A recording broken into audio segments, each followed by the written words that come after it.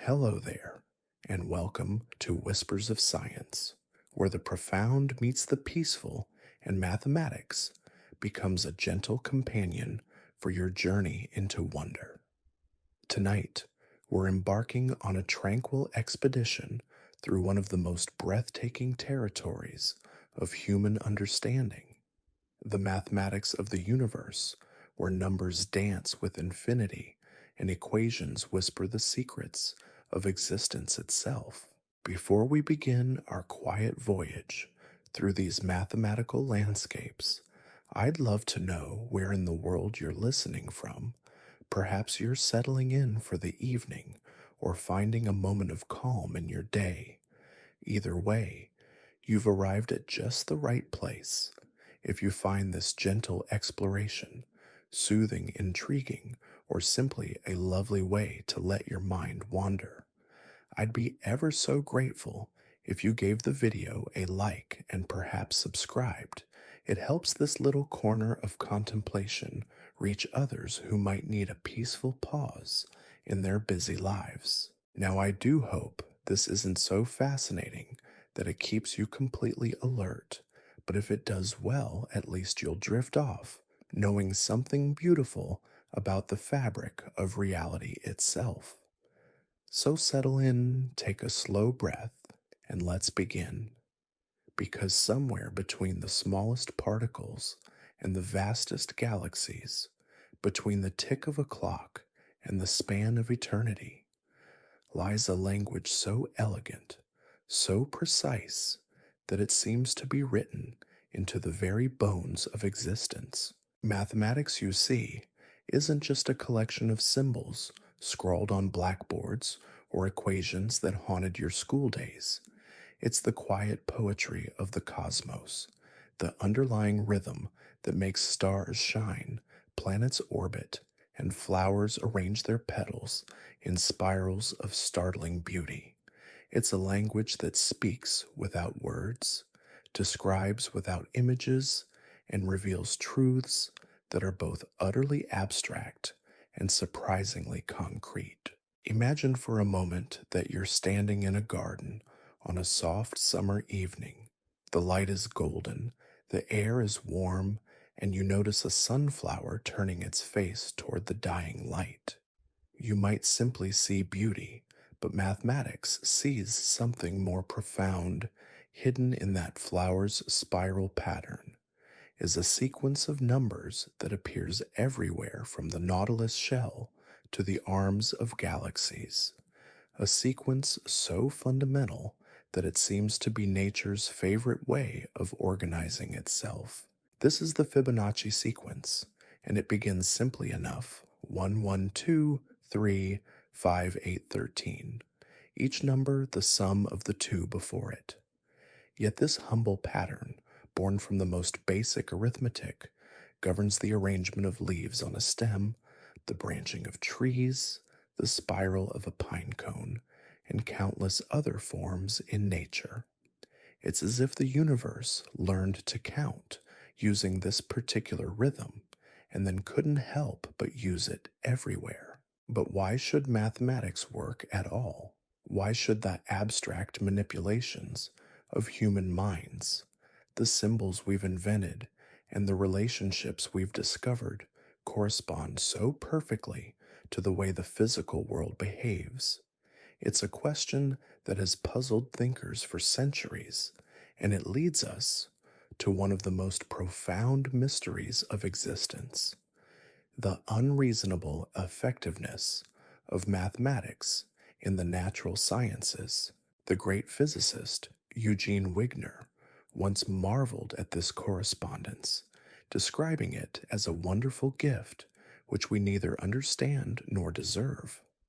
He was struck by how mathematical concepts developed purely for their abstract beauty or logical consistency would later turn out to describe real phenomena with stunning accuracy equations written by mathematicians.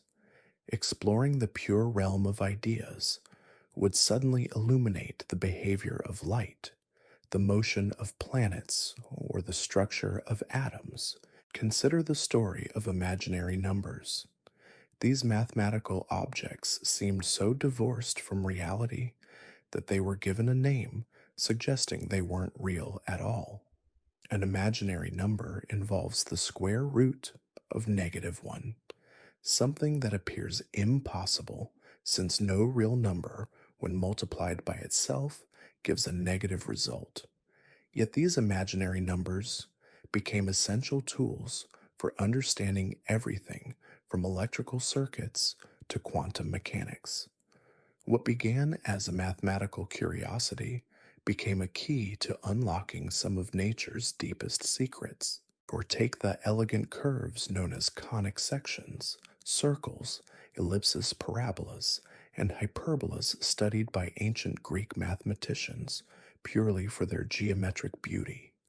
Centuries later, Johannes Kepler discovered that planets trace elliptical orbits around the Sun while comets follow parabolic or hyperbolic paths.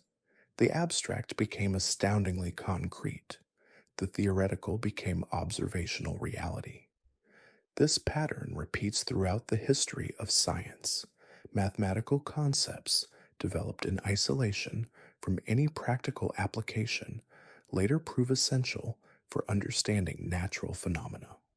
It's as if mathematicians are archaeologists of abstract truth, uncovering structures that exist independently of human minds, yet perfectly describe the world we inhabit. Some thinkers believe this suggests that mathematics is discovered rather than invented, that numbers, equations, and geometric relationships exist in some eternal realm, waiting to be found like fossils buried in conceptual bedrock from this perspective.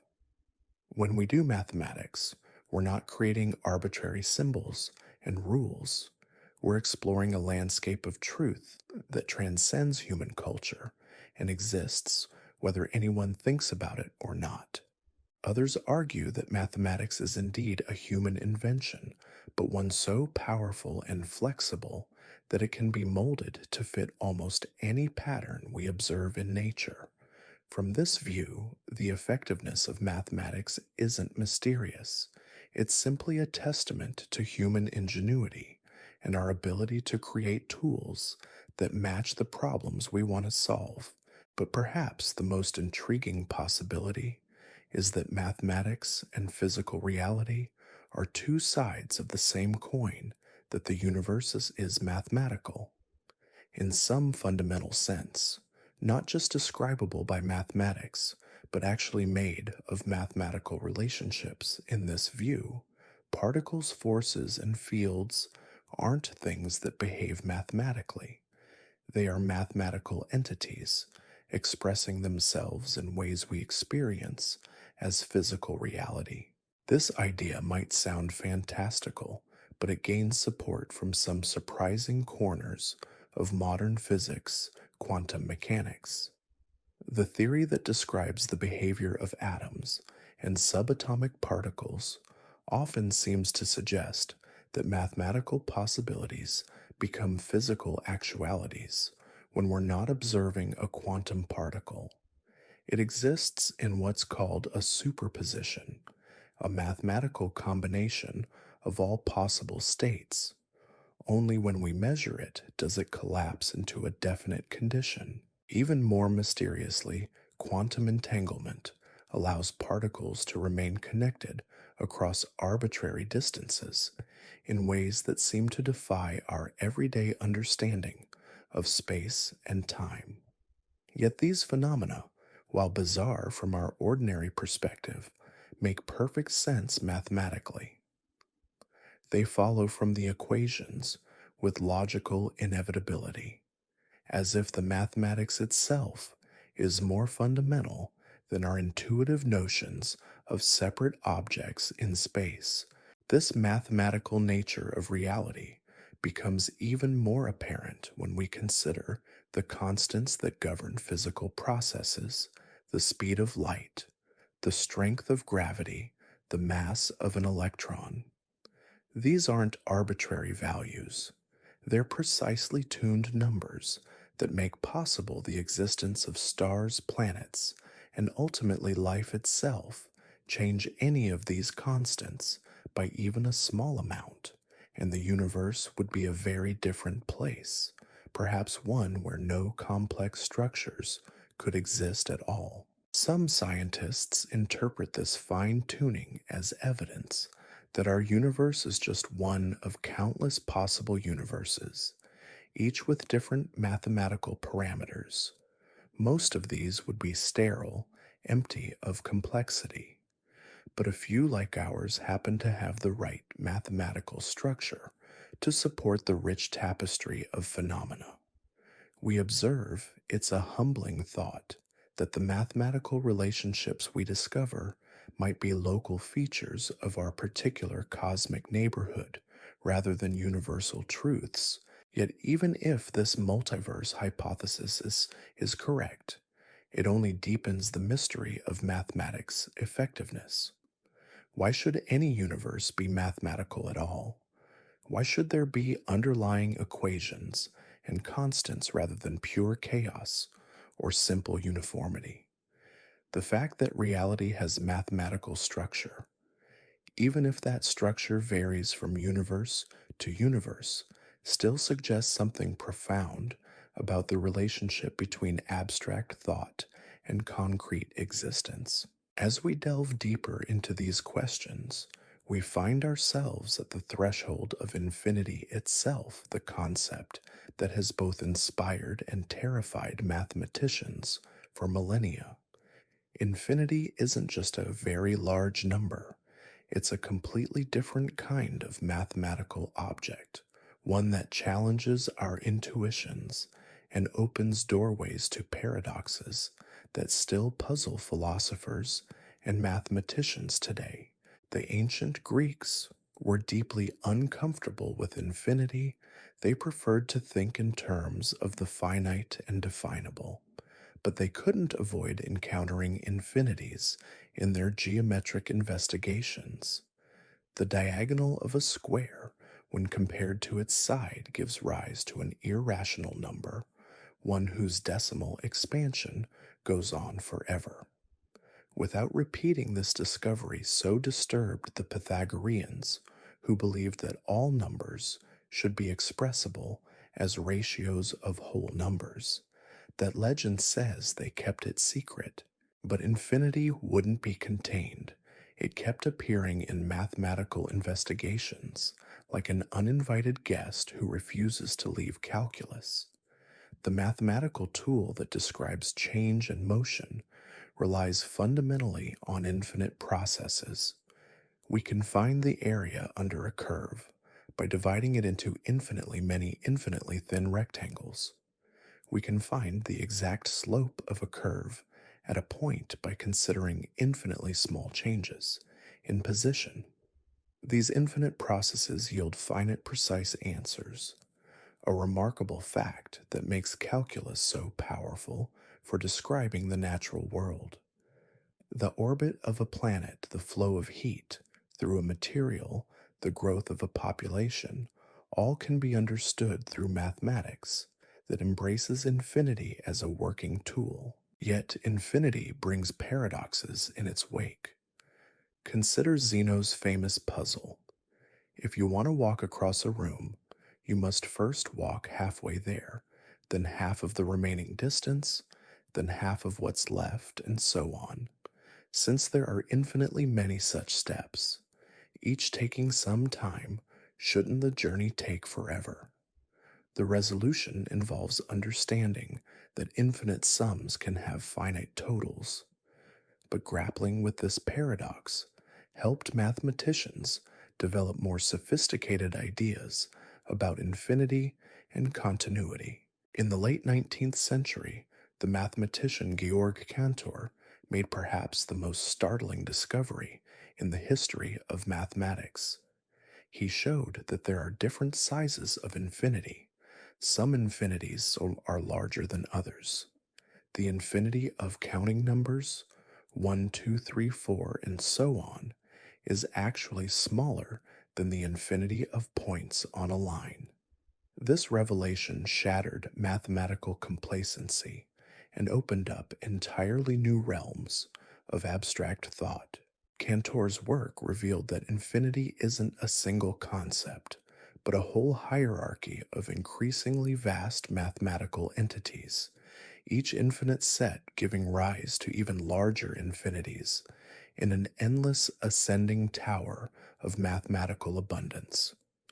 This discovery was so radical that some of Cantor's contemporaries rejected it, calling it a disease from which mathematics would eventually recover. But Cantor's infinities have become fundamental to modern mathematics, providing the foundation for much of 20th century mathematical thought. And here we begin to see how mathematics transcends its origins in counting and measuring, becoming an exploration of pure possibility. Mathematical objects like Cantor's infinities may have no direct physical counterparts, yet they illuminate the logical structure of reasoning itself.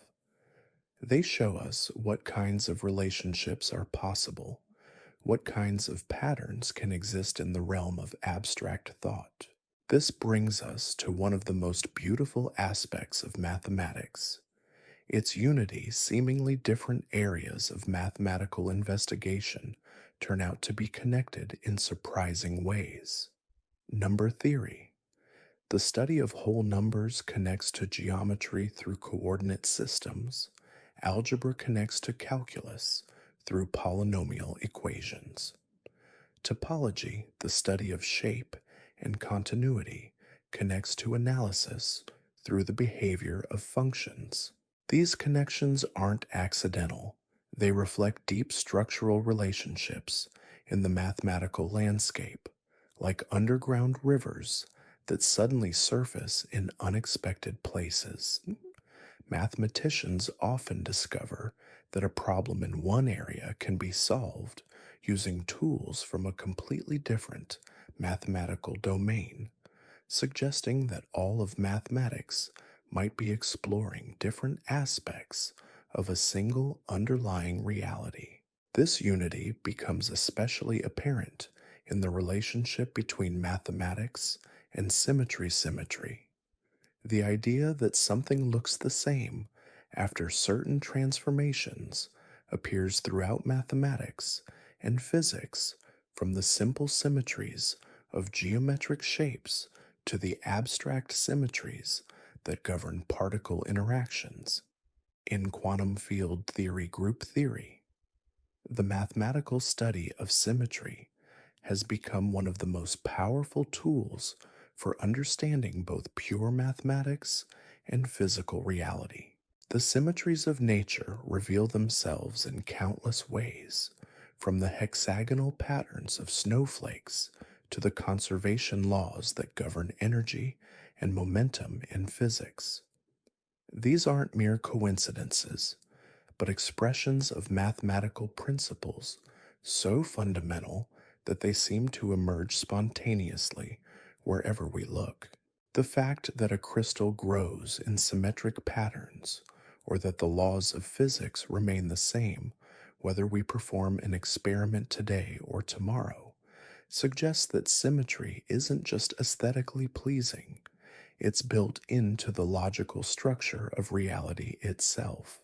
Perhaps nowhere is this more evident than in the remarkable story of Emmy Noether, a brilliant mathematician whose work in the early 20th century revealed profound connections between symmetry and the conservation laws of physics. Noether's theorem, as it came to be known, showed that every continuous symmetry in nature corresponds to a conservation law. The symmetry of physical laws with respect to time leads to conservation of energy.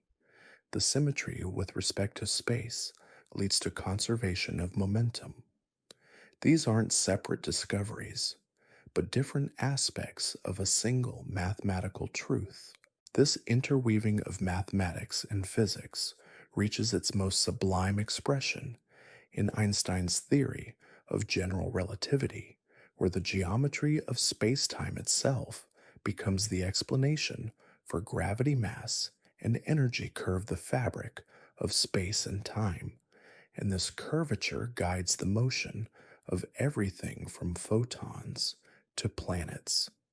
The mathematics here isn't just describing gravity, it is gravity. In a very real sense, the geometric relationships are the physical phenomenon. What's truly remarkable is that Einstein arrived at this theory not through experimental observation, but through mathematical reasoning.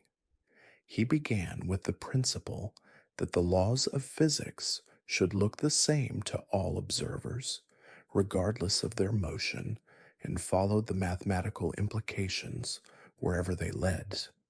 The equations told him that space and time must be unified, that massive objects must warp this unified space-time, and that this warping must manifest as gravitational attraction.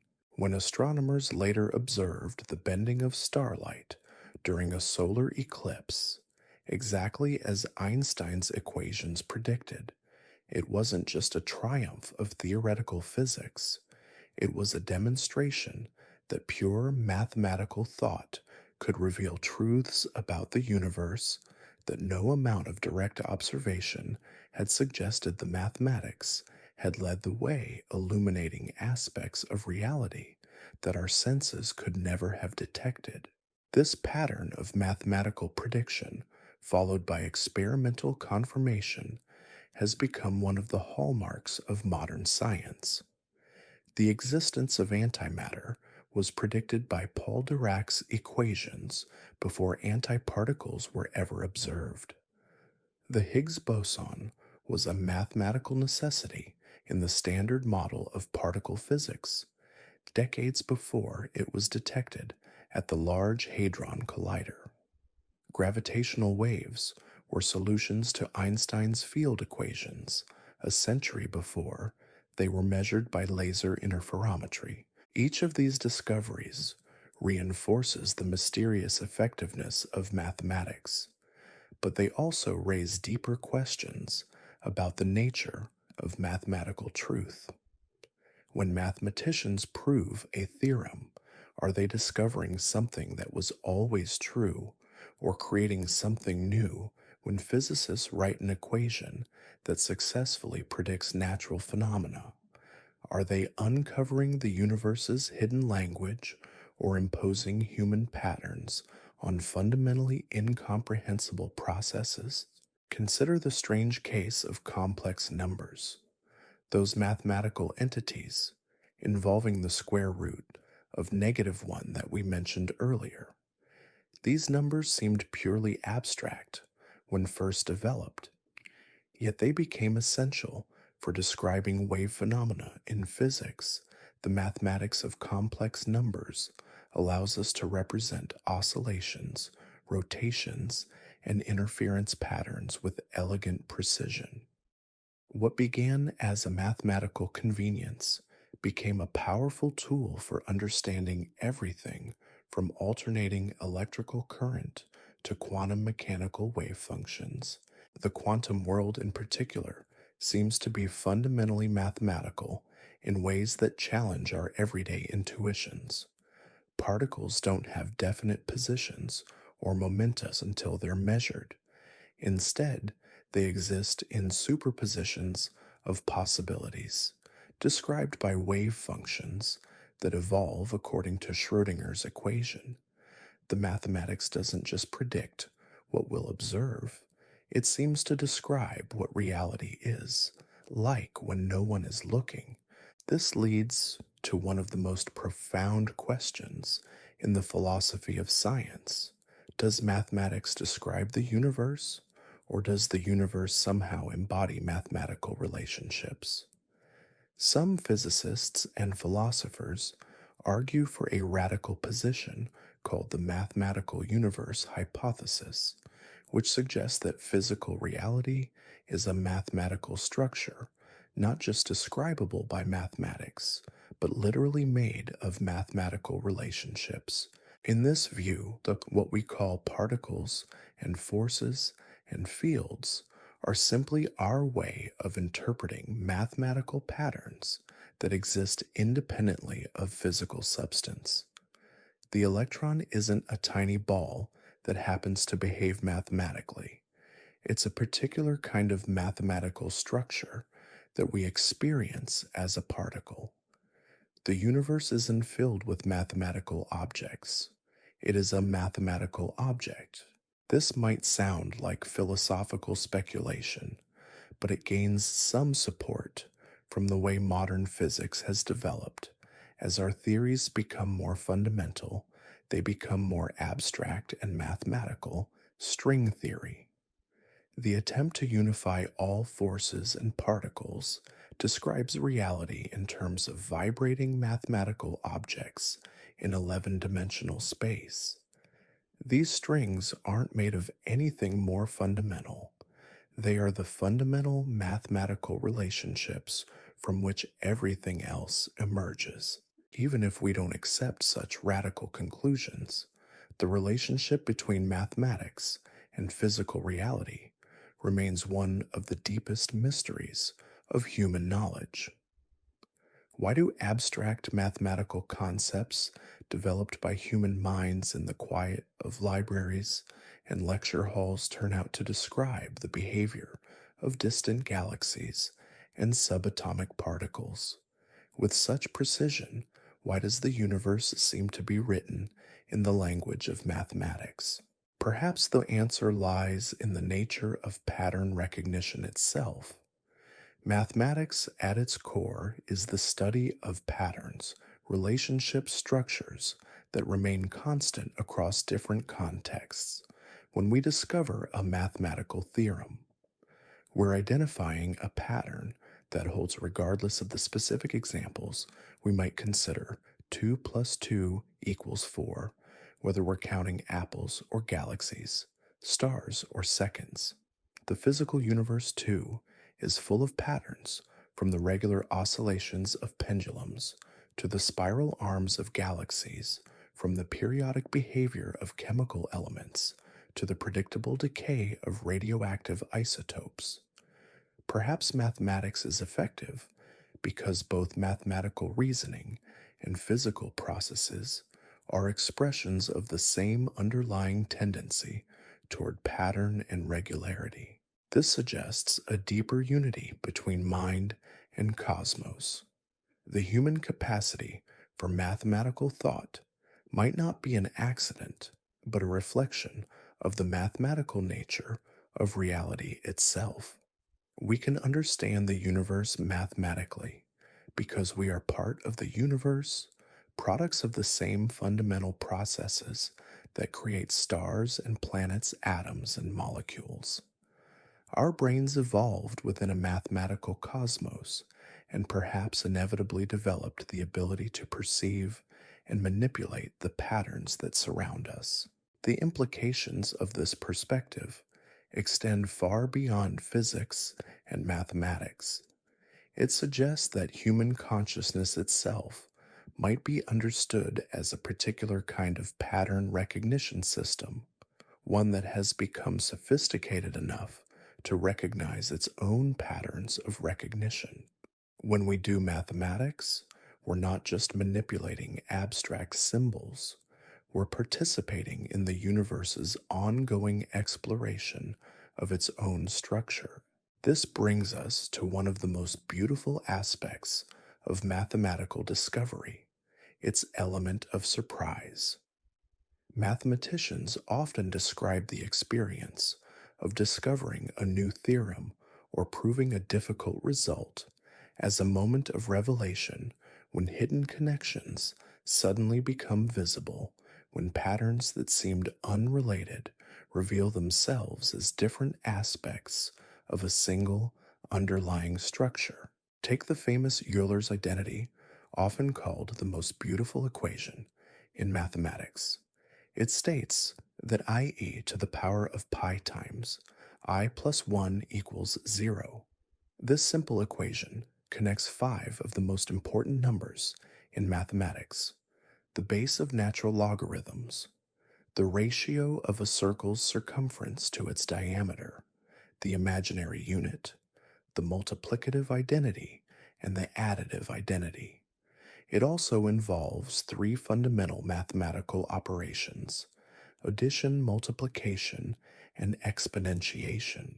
What makes this equation so striking isn't just its elegance, but its unexpectedness. There's no obvious reason why these particular numbers should be related in such a simple way. Yet the relationship is not only true, but profound, revealing deep connections between exponential functions, trigonometry, and complex analysis. It's as if the universe is showing off, demonstrating that beneath the complexity of mathematical relationships lies a simplicity so pure it takes your breath away. This element of surprise in mathematical discovery suggests that mathematics is indeed a form of exploration rather than invention. When mathematicians work on a problem, they often feel as though they're uncovering something that was already there waiting to be found.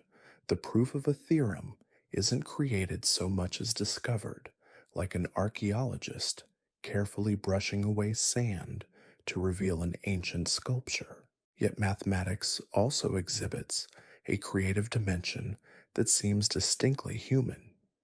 The choice of which problems to investigate, the development of new conceptual frameworks, the invention of elegant notation all require imagination, insight, and aesthetic judgment.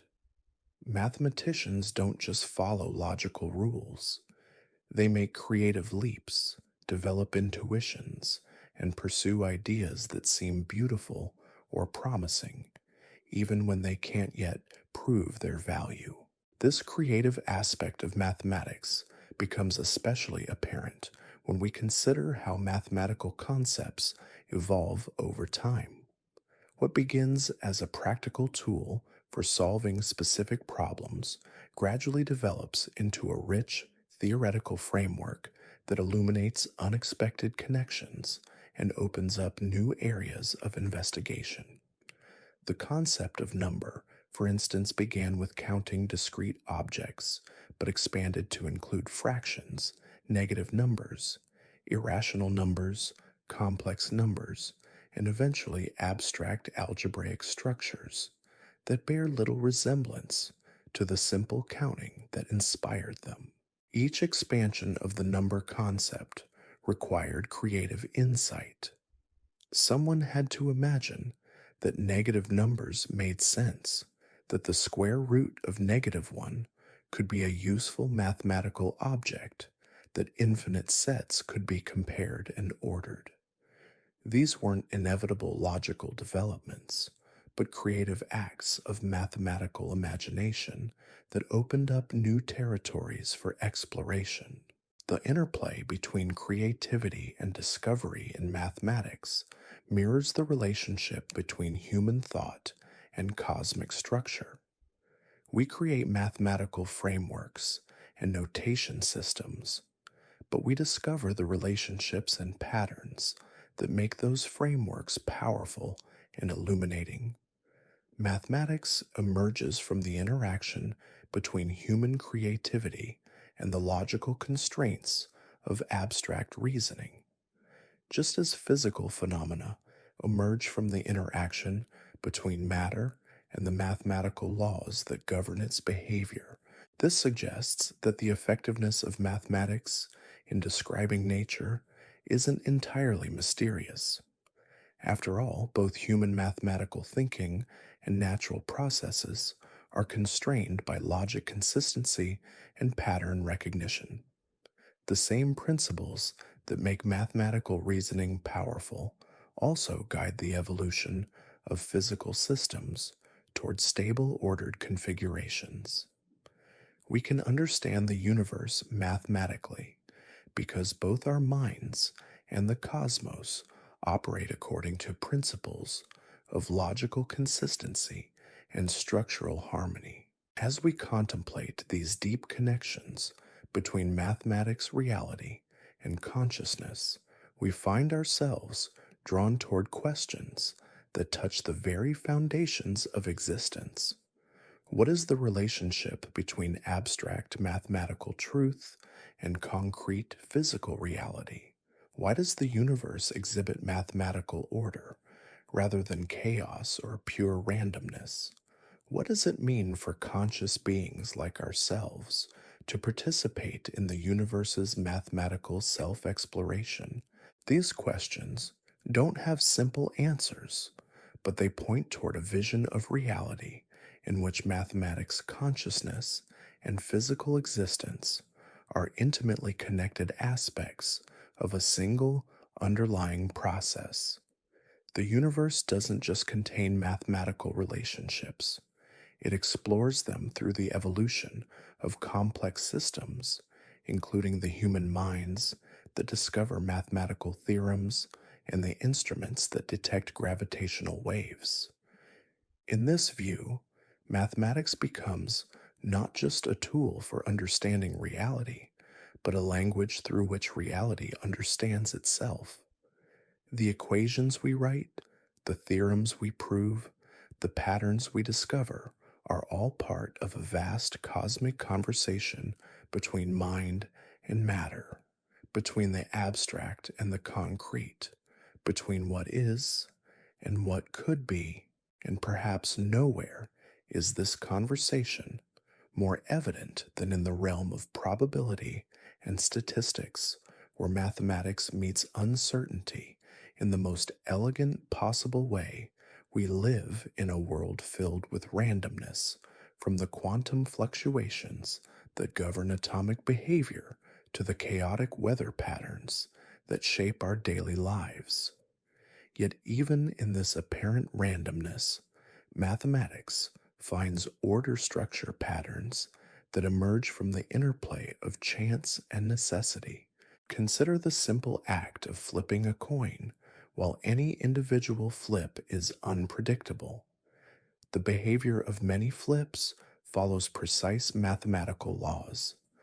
The law of large numbers tells us that as we flip more and more coins, the proportion of heads will approach exactly one half, not because each flip is predetermined, but because randomness itself has a mathematical structure. This mathematical nature of randomness extends far beyond coin flips. It governs the distribution of galaxies in space, the mutations that drive evolution, the fluctuations in financial markets, and the behavior of gases in a container in each case. What appears chaotic at the level of individual events reveals itself as ordered when viewed through the lens of statistical mathematics. The normal distribution, that familiar bell curve, appears everywhere in nature, from the heights of human populations to the errors in scientific measurements to the brightness variations of stars. It's as if the universe has a preferred way of arranging random events, clustering most outcomes near the average, while allowing for occasional extremes. This mathematical regularity in randomness suggests that even chance itself follows deeper patterns. But perhaps the most profound example of mathematics emerging from apparent chaos lies in the field of complexity theory, where simple rules give rise to intricate behaviors that seem almost alive. Consider the Mandelbrot set, a mathematical object defined by a surprisingly simple equation. Yet when visualized, this equation generates patterns of infinite complexity, elaborate fractal structures that repeat at every scale, revealing new details, no matter how deeply you zoom. What makes the Mandelbrot set so remarkable isn't just its visual beauty, but what it represents about the relationship between simplicity and complexity. The entire infinite structure emerges from iterating a basic mathematical operation over and over again. It suggests that the elaborate patterns we see in nature, from the branching of rivers to the structure of lungs to the distribution of neurons in the brain might arise from simple mathematical rules operating over time. This insight has revolutionary implications for how we understand everything from biological evolution to economic systems to the formation of galaxies, complex adaptive systems. Those networks of interacting components that can learn, evolve, and self organize seem to follow mathematical principles that we're only beginning to understand. The mathematics of complexity reveals how simple, local interactions can give rise to global behaviors that appear purposeful and coordinated. Take the flocking behavior of birds or the schooling of fish. No central authority coordinates these elegant collective movements, yet thousands of individuals create patterns of breathtaking beauty and efficiency by following simple mathematical rules.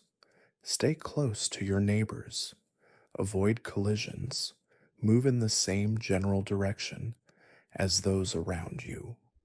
From these basic principles emerges the fluid choreography we observe in nature.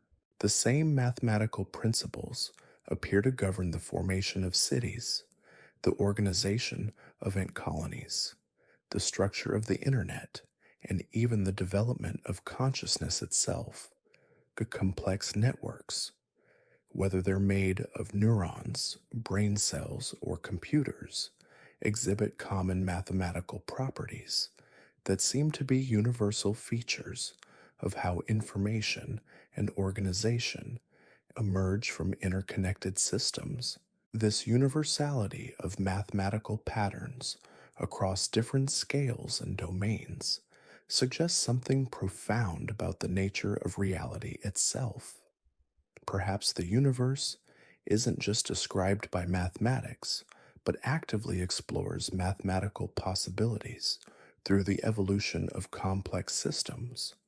Every galaxy that forms, every species that evolves, every conscious mind that emerges represents the universe, investigating what's mathematically possible. The implications extend even to human creativity and cultural evolution. The mathematical patterns that govern biological evolution also appear in the development of languages, technologies, and artistic traditions. Ideas compete for attention, mutate through transmission, and undergo selection pressures that favor some innovations over others. The result is a kind of cultural evolution that follows mathematical principles similar to those governing biological systems. Even individual human creativity seems to follow mathematical patterns when researchers analyze the works of great artists, composers, and writers. They find statistical regularities that suggest creativity itself might be a mathematical process. The distribution of word frequencies in literature, the harmonic structures in music, the compositional principles in visual art all reveal underlying mathematical relationships. This doesn't diminish the mystery of creativity, but deepens it, suggesting that when we create art or music or literature, we're participating in mathematical processes that connect us to the same principles that govern the formation of galaxies and the evolution of species. Human creativity becomes a manifestation of the universe's mathematical creativity, expressing itself through conscious minds.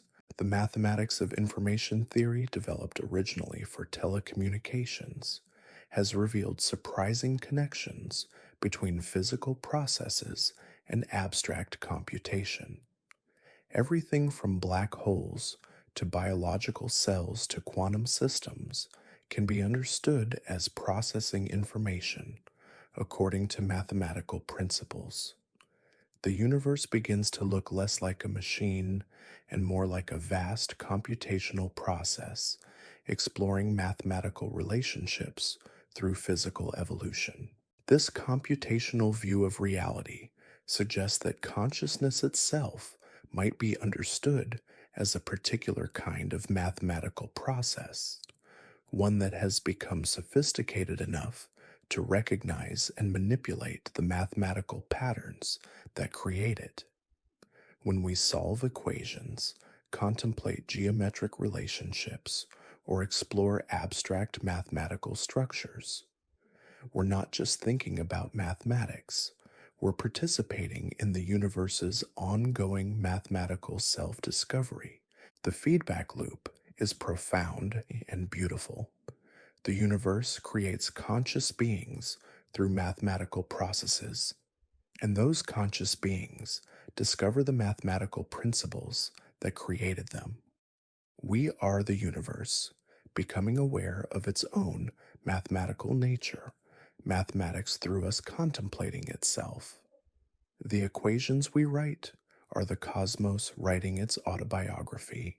This perspective transforms how we think about mathematical education and research. We're not just teaching students to manipulate symbols or preparing them for careers in science and technology. We're introducing them to their birthright as conscious participants in the universe's mathematical exploration. Every student who learns to see the beauty in a geometric proof or feels the satisfaction of solving an algebraic equation is connecting with something fundamental about their place in the cosmic order. The practical implications are equally profound as we develop more sophisticated mathematical tools and computational capabilities. We gain greater ability to participate consciously in the universe's mathematical exploration. Artificial intelligence, machine learning, and quantum computing represent new ways of extending human mathematical capability, allowing us to explore mathematical relationships that would be impossible for individual human minds to grasp. Yet, even as our mathematical tools become more powerful, the fundamental questions remain mysteriously beautiful. Why does mathematics work? Why do abstract mathematical relationships correspond so precisely to physical phenomena? Why does the universe seem to be mathematical in its very essence? These questions may not have final answers, but asking them connects us to something larger than ourselves.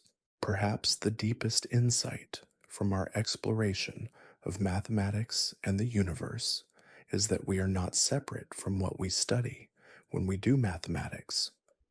We're not external observers manipulating abstract symbols.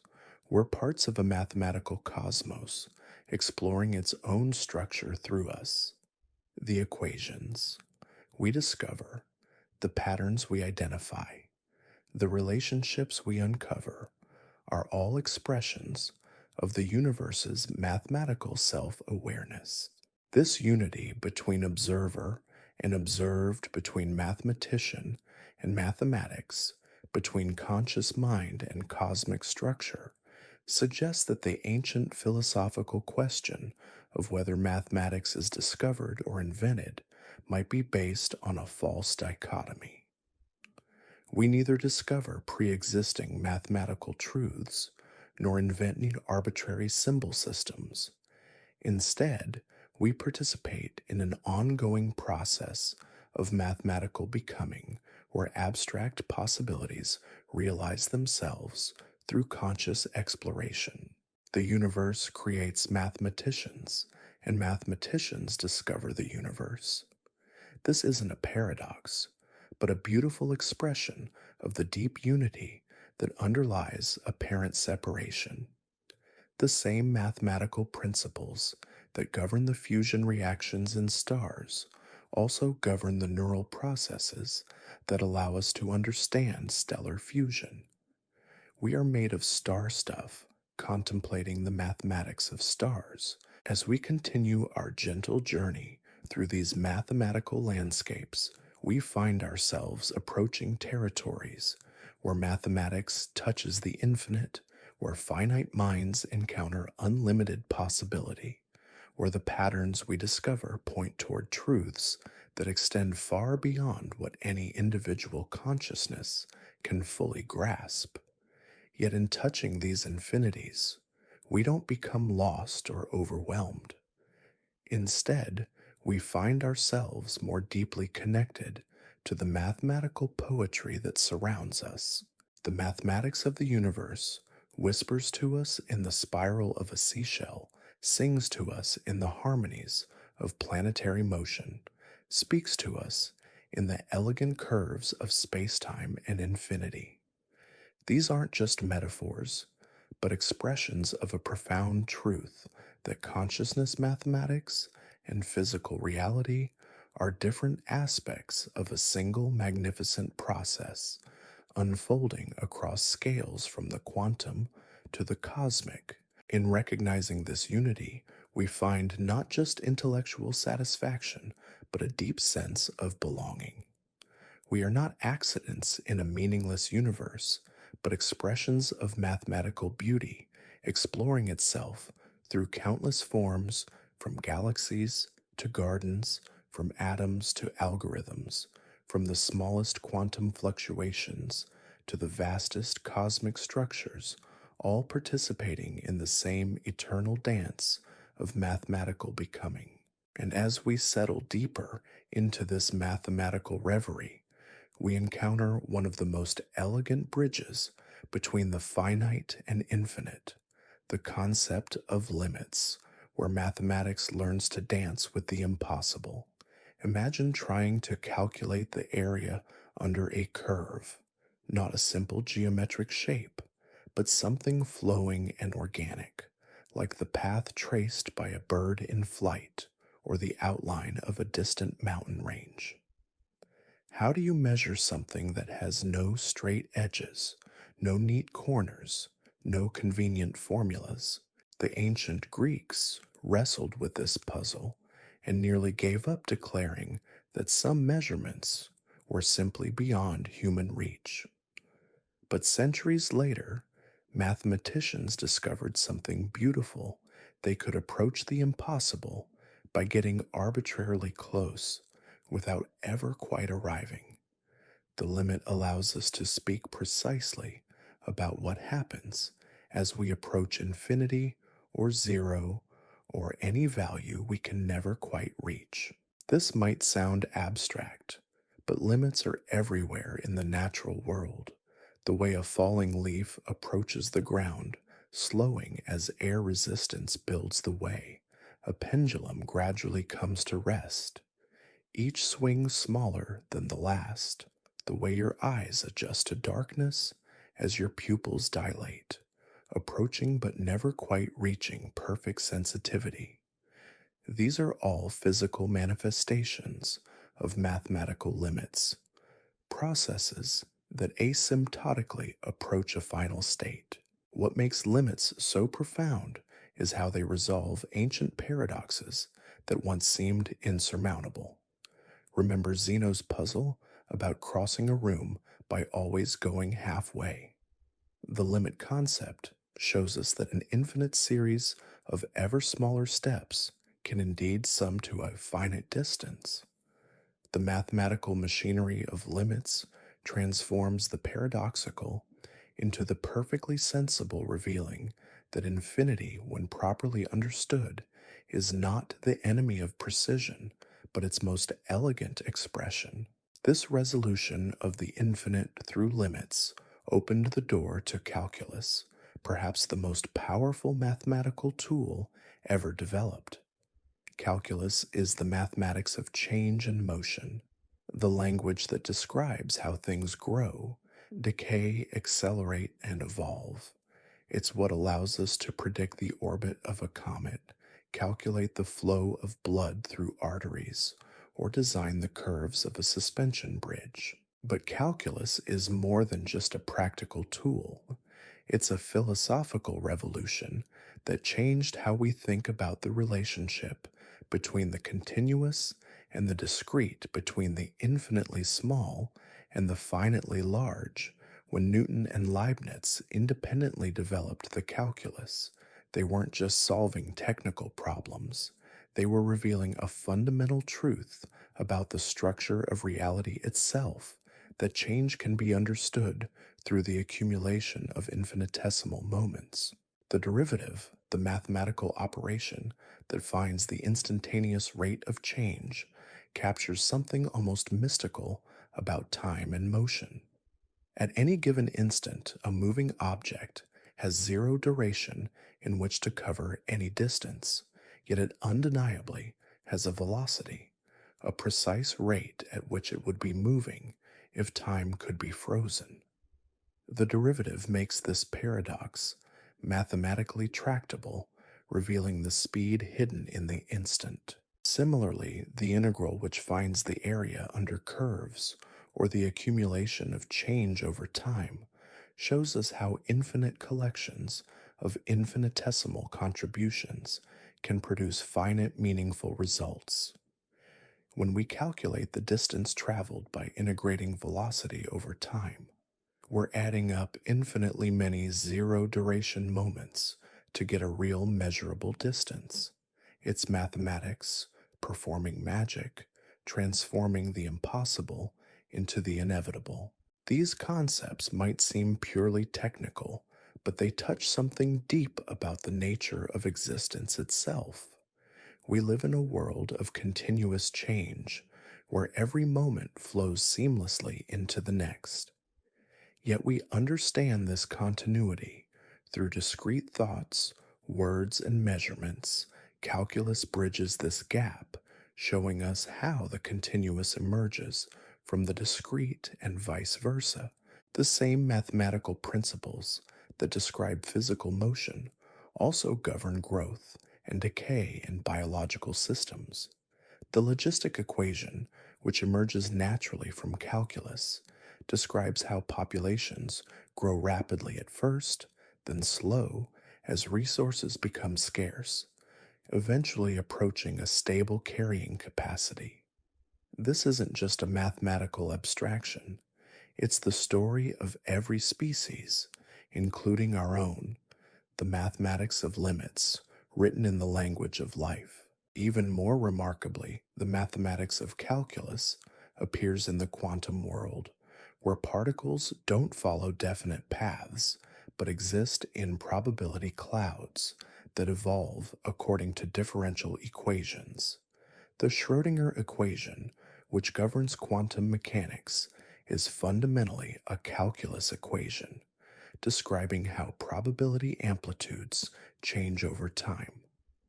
The wave function that represents a quantum particle's state is a mathematical object that can only be fully understood through the tools of limits and infinite series. This quantum realm reveals another profound connection between mathematics and reality. The uncertainty principle, which states that we cannot simultaneously know both the position and momentum of a particle with perfect precision, isn't just a limitation of our measuring instruments. It's a fundamental feature of nature that emerges directly from the mathematics of wave functions. The universe itself seems to operate according to the same mathematical principles that govern limits and continuity. The implications extend even further when we consider the mathematics of differential equations, which describe how systems change over time. These equations appear everywhere, from the weather patterns that shape our climate to the neural networks that create consciousness. The same mathematical framework that describes the cooling of a cup of tea also describes the spread of ideas through social networks, the evolution of species, and the formation of galaxies. What makes differential equations so universally applicable is that they capture the essence of feedback loops, how the current state of a system influences its future evolution. This creates rich, dynamic behaviors that can be surprisingly complex, even when the underlying equations are relatively simple. The famous butterfly effect, where tiny changes can have enormous consequences, emerges naturally from the mathematics of nonlinear differential equations. Chaos theory, which studies these sensitive dependencies on initial conditions, has revealed that deterministic mathematical systems can produce behavior that appears random. This isn't randomness in the quantum sense, but rather a kind of mathematical unpredictability that emerges from the interaction of simple rules. The weather provides a perfect example. We can write down the equations that govern atmospheric dynamics with great precision. Yet long term weather prediction remains impossible because tiny, unmeasurable differences in initial conditions grow exponentially over time. This mathematical chaos appears throughout nature, from the dripping of a leaky faucet to the population dynamics of predator and prey species, to the irregular rhythms of a diseased heart. What seems like disorder reveals itself under mathematical analysis to be a higher kind of order, one that follows precise rules but produces endlessly varied outcomes. It's as if the universe uses mathematical chaos as a creativity engine, generating novelty and complexity from simple deterministic processes. The study of chaos has also revealed the existence of strange attractors, mathematical objects that describe the long term behavior of chaotic systems. These attractors often have fractal geometry, exhibiting infinite detail at every scale of magnification. The famous Lorentz attractor, which describes certain weather patterns, looks like a butterfly's wings when plotted in 3 dimensions, but reveals increasingly intricate structure as you examine it more closely. Fractals themselves represent another profound connection between mathematics and nature. These geometric objects, which exhibit self similarity at all scales, appear everywhere from the branching patterns of trees to the structure of our lungs to the distribution of galaxies in space. The mathematics of fractals shows us that nature often organizes itself according to principles of recursive scaling, where the same patterns repeat at different levels of magnification. What's remarkable about fractals is that they bridge the gap between the smooth, continuous geometry that dominated mathematics for centuries and the rough, irregular forms we actually see in nature. Euclidean geometry, with its perfect lines and circles, describes an idealized world of mathematical purity, but fractal geometry describes the real world of crinkled coastlines, jagged mountains, and twisted DNA strands. The fractal dimension, a mathematical concept that allows us to measure the roughness or complexity of irregular shapes, provides a new way to quantify natural forms. A perfectly straight line has dimension 1, while a plane has dimension 2, but a coastline with its endless small scale irregularities might have a fractal dimension of 1.3, capturing mathematically what we intuitively sense about its intermediate character between line and surface. This mathematical framework for understanding complexity has applications far beyond geometry.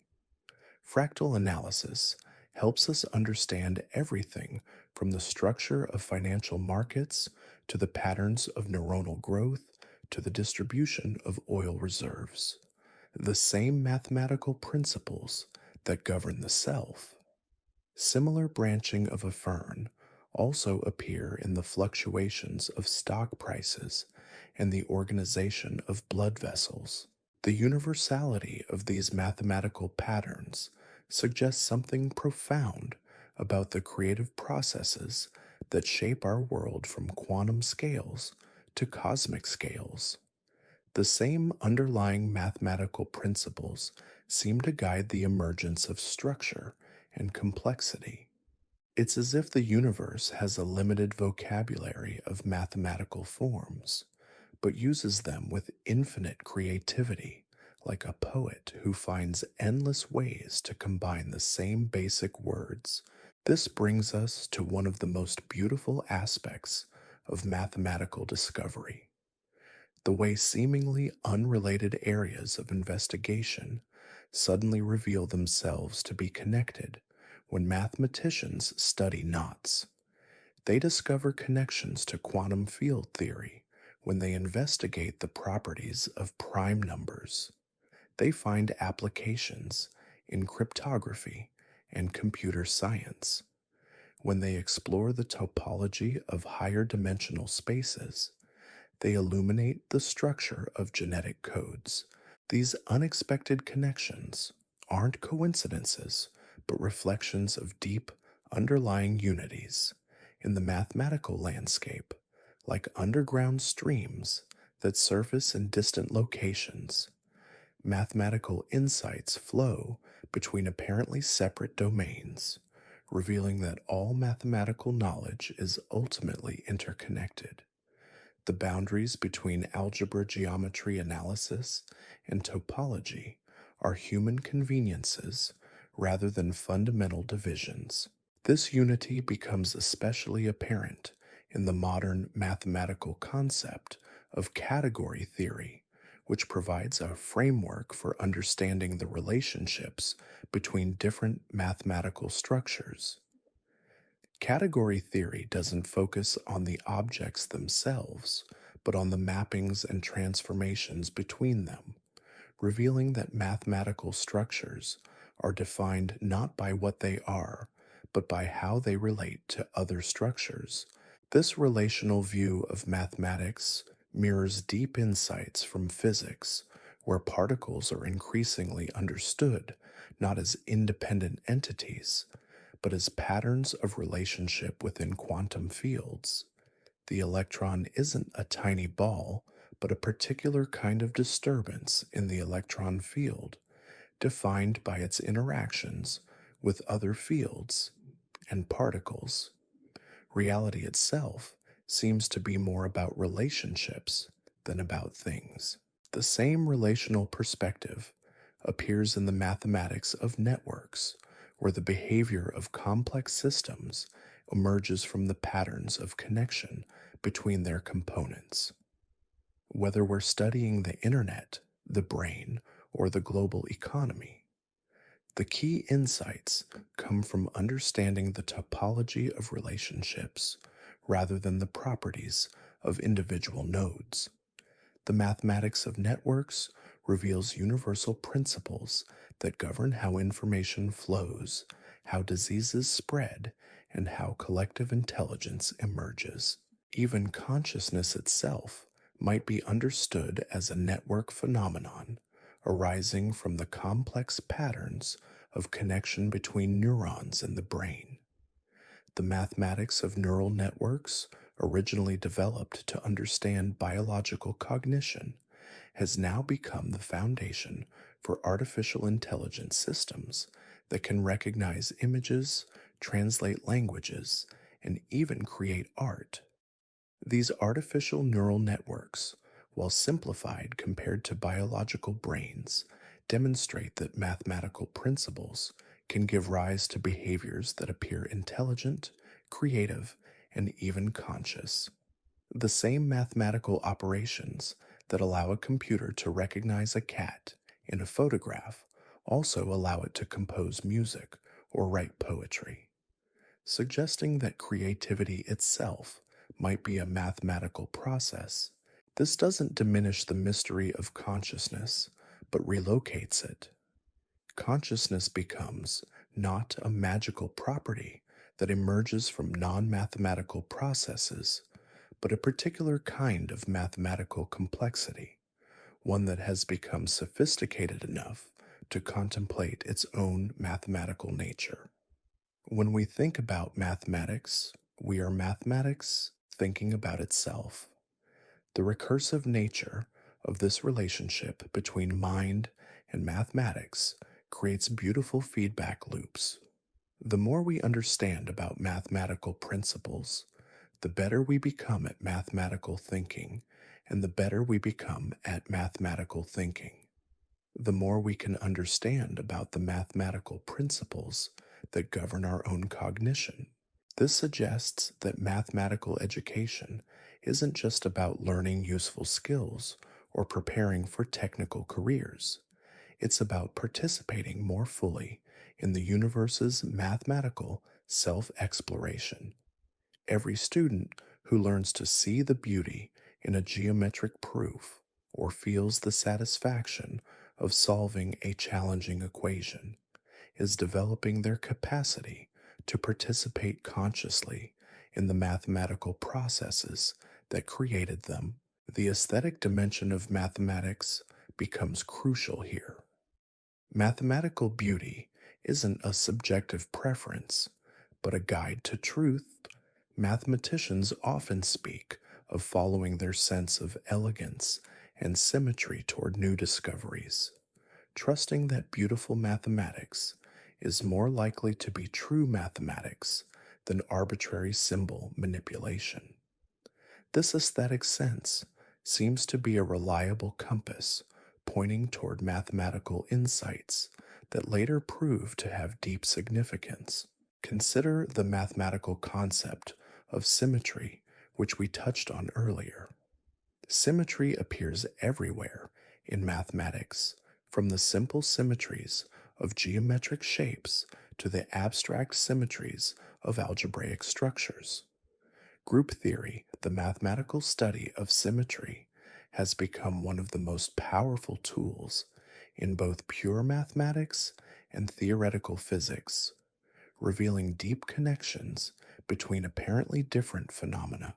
The symmetries of physical laws, conservation of energy momentum, angular momentum, emerge from symmetries in the mathematical equations that describe natural processes. This isn't a coincidence, but a reflection of Noether's theorem, which shows that every continuous symmetry corresponds to a conservation law. The mathematical beauty of symmetry turns out to be directly connected to the fundamental structure of physical reality. Even more remarkably, the mathematical concept of broken symmetry helps explain how complexity and diversity arise from simple, uniform beginnings. The early universe was highly symmetric, with matter and energy distributed almost uniformly. But tiny quantum fluctuations broke this symmetry, leading to the formation of galaxies, stars, planets, and ultimately life itself. Mathematical symmetry breaking becomes the creative principle that allows the universe to evolve from simplicity to complexity. This interplay between symmetry and symmetry breaking appears at every level of natural organization, from the formation of crystals to the development of biological forms to the emergence of consciousness itself.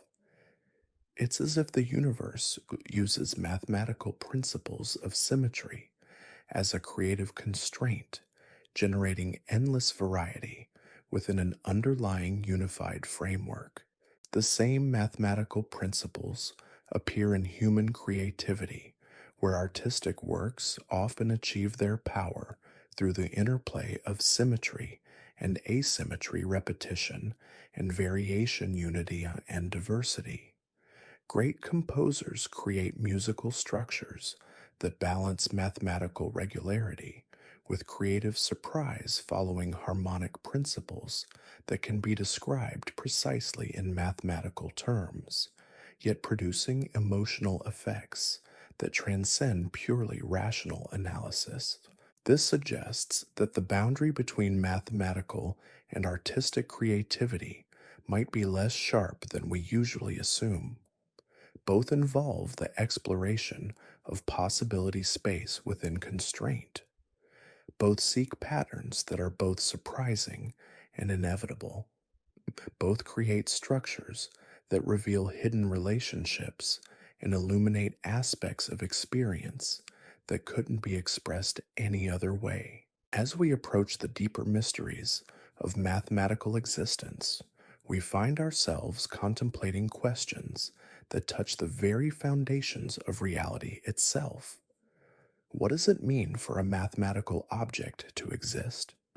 Do numbers have the same kind of existence as physical objects, or do they exist in some other mode entirely? When we prove that there are infinitely many prime numbers, are we discovering a fact about abstract objects that exist independently of human minds? Or are we creating a logical construction that has no existence beyond our own thinking? These questions have puzzled philosophers and mathematicians for centuries, and they remain as mysterious today as ever yet. The practical effectiveness of mathematics in describing and predicting natural phenomena suggests that mathematical objects, whatever their ultimate ontological status, have a reality that transcends human psychology and cultural convention. The Platonic view holds that mathematical objects exist in an eternal, unchanging realm of pure form accessible to human minds through reason and intuition. In this view, when we do mathematics, we're exploring a landscape of abstract truth that exists whether anyone thinks about it or not. Numbers, geometric shapes, and algebraic relationships are discovered rather than invented. The constructivist view argues that mathematical objects are mental constructions built up from basic logical operations and conceptual frameworks. Mathematics in this view is a human creation, albeit one constrained by logical consistency and practical effectiveness. We don't discover mathematical truths so much as construct them according to rules that we found useful for organizing our experience. Yet neither view fully captures the strange effectiveness of mathematics in natural science. If mathematical objects are purely mental constructions, why do they correspond so precisely to physical phenomena? If they exist in an abstract Platonic realm, how do physical processes gain access to abstract mathematical relationships? Perhaps the resolution lies in recognizing that the question itself might be based on false assumptions about the relationship between mind matter and mathematical structure. Instead of asking whether mathematics describes reality or reality embodies mathematics, we might consider the possibility that both mathematical thinking and physical processes are expressions of the same underlying logical principles. In this view, consciousness isn't separate from the natural world, but a particular kind of natural process, one that has evolved the capacity to recognize and manipulate the mathematical patterns that govern all natural processes. When we do mathematics, we're not stepping outside nature, but participating more fully in it, using our evolved cognitive capacities to explore the same mathematical principles that govern stellar evolution, biological development, and quantum mechanics. This perspective transforms how we think about the relationship between human knowledge and cosmic structure. We're not external observers trying to understand a foreign universe, but parts of the universe developing the capacity to understand itself. The mathematical insights we achieve are the cosmos coming to know its own mathematical nature through us. The implications are both humbling and inspiring. Humbling because they remind us that our mathematical knowledge, however sophisticated, remains a tiny fragment of the mathematical richness that surrounds us. Inspiring because they suggest that every mathematical insight connects us more deeply to the fundamental structure of existence itself. And so, we find ourselves at the threshold of one of mathematics' most profound mysteries, the concept of mathematical truth itself. What does it mean for a mathematical statement to be true? Is the statement that 2 plus 2 equals 4 true in the same way that grass is green is true? Or does mathematical truth exist in some other realm, entirely separate from the physical world of observation and experience? When we say that the square root of 2 is irrational, we're making a claim that seems to transcend cultural boundaries and historical periods. This wasn't true only after mathematicians proved it, nor will it become false if human civilization disappears. The relationship exists independently of human knowledge, yet it's not something we can point to in the physical world like a tree or a mountain. This leads us into the strange territory of mathematical proof, where logical reasoning becomes a kind of exploration through abstract landscapes. A mathematical proof isn't just a convincing argument, it's a pathway through logical space that reveals necessary connections between ideas. When we prove that there are infinitely many prime numbers, we're not conducting an experiment or making an observation. We're following logical implications wherever they lead. The beauty of mathematical proof lies in its certainty. Once a theorem is properly proven, it remains true forever, immune to the revisions that constantly reshape our understanding of the physical world. Euclidean geometry may not describe the large-scale structure of space-time, but the Pythagorean theorem remains as valid today as it was 2 millennia ago. This permanence gives mathematics a kind of eternity that contrasts sharply with the provisional nature of scientific theories. Yet mathematical proof also reveals the strange recursive nature of mathematical knowledge. We prove new theorems using previously established results, which were themselves proven using earlier theorems. This creates an infinite regress that mathematicians resolve by establishing axioms, basic assumptions that are taken as given without proof. The choice of axioms determines what can be proven within a mathematical system.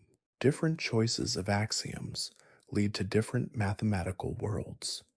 Euclidean geometry, with its parallel postulate, creates one kind of spatial reality, while hyperbolic and elliptic geometries, based on different assumptions about parallel lines, create entirely different spatial relationships.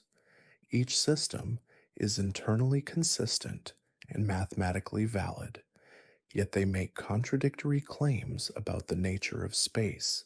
This multiplicity of mathematical systems raises profound questions about the relationship between mathematical truth and reality. If mathematics describes the fundamental structure of the universe, why are there multiple incompatible mathematical systems, all equally valid from a logical standpoint? The answer seems to be that mathematical truth is relative to axiomatic assumptions, while logical consistency is absolute. This insight has revolutionary implications for how we think about the role of mathematics in natural science. When we use mathematics to describe physical phenomena, we're not discovering the one true mathematical structure of reality. We're choosing from, among many possible mathematical frameworks, the one that best captures the patterns we observe in nature. Einstein's general relativity, for example, uses the mathematics of Riemannian geometry to describe spacetime. This choice wasn't inevitable. Other geometric frameworks might have been chosen, but Riemannian geometry turned out to provide the most elegant and empirically successful description of gravitational phenomena. The effectiveness of mathematics in physics reflects not the discovery of pre existing mathematical relationships in nature, but the creative matching of mathematical structures to natural patterns. This perspective suggests that the unreasonable effectiveness of mathematics might not be so unreasonable. After all, mathematics provides a vast library of possible structures and relationships from which scientists can choose the ones that best fit their observations. The library is so rich and diverse that it's not surprising that it contains structures suitable for describing natural phenomena. Yet this explanation raises its own mysteries. Why should the mathematical structures that human minds find beautiful and elegant also turn out to be the ones that describe natural phenomena most successfully? Why should the aesthetic preferences of mathematicians align so well with the organizational principles of the physical world? Perhaps the answer lies in the evolutionary origins of human mathematical intuition.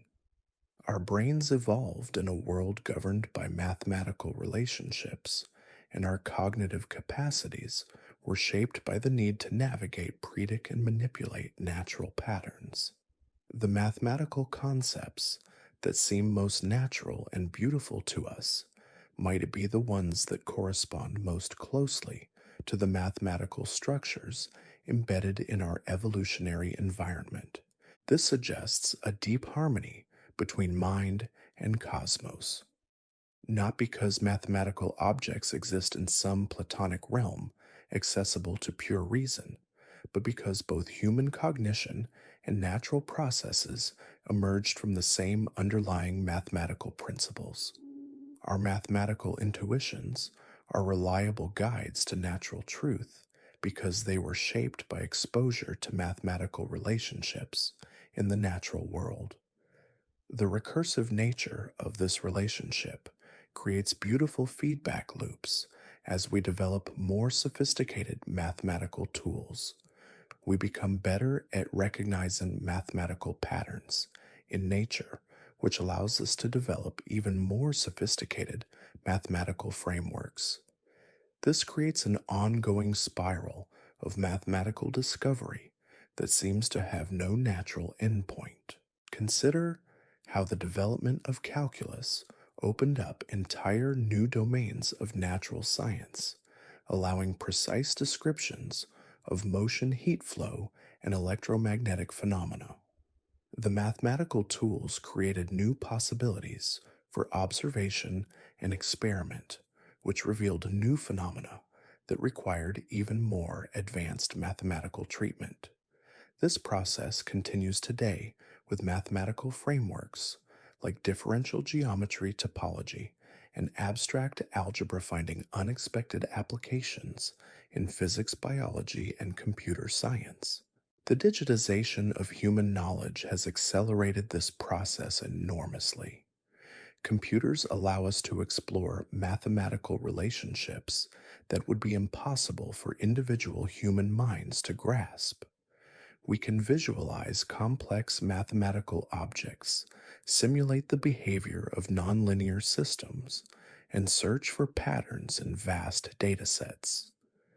This computational approach to mathematics is revealing new connections and opening up new areas of investigation. Machine learning, which is fundamentally a mathematical process, has begun to discover mathematical relationships that human mathematicians might never have found. Artificial neural networks can identify patterns in data that are too subtle or complex for human recognition, suggesting that there are mathematical structures in nature that exceed the capacity of unaided human cognition.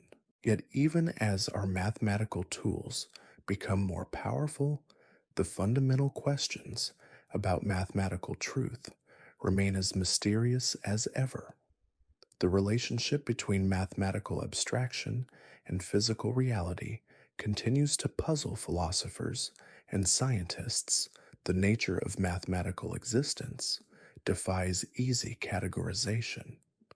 Mathematical objects seem to be neither purely mental constructions nor physical entities, but something else entirely. Perhaps the deepest insight from our exploration of mathematical truth is that the question of what mathematics is might be less important than the question of what mathematics does. Mathematics provides a language for describing patterns, relationships, and structures that appear throughout nature, from quantum mechanics to cosmology, from molecular biology to cognitive science. This functional view of mathematics sidesteps metaphysical questions about the ultimate nature of mathematical objects while preserving the practical and theoretical power of mathematical reasoning. Whether numbers exist in some Platonic heaven or are purely human constructions matters less than the fact that mathematical reasoning allows us to navigate, predict, and understand the world around us. The effectiveness of mathematics might reflect not the discovery of pre existing mathematical relationships in nature, but the creative capacity of human minds to develop abstract frameworks that capture natural patterns. This creativity isn't arbitrary, but is constrained by logical consistency, empirical adequacy, and aesthetic considerations that seem to guide us toward mathematical truths that transcend cultural and historical boundaries. In this view, doing mathematics becomes a form of exploration through possibility space, guided by logical necessity, aesthetic intuition, and empirical feedback. We don't simply discover mathematical truths that were always there, nor do we simply create arbitrary symbolic systems. Instead, we participate in an ongoing process of mathematical becoming where abstract possibilities realize themselves through conscious investigation.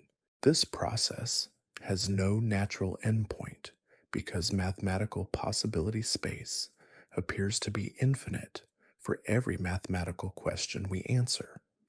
New questions emerge for every pattern we identify. New patterns become visible for every connection we discover. New connections suggest themselves. Mathematics becomes not a finite body of knowledge to be mastered, but an infinite landscape to be explored. The implications extend far beyond mathematics itself. If mathematical reasoning is a fundamental capacity of conscious minds, then developing mathematical understanding becomes a way of actualizing human potential. Mathematical education isn't just about learning useful skills, but about participating more fully in the creative processes that shape reality itself.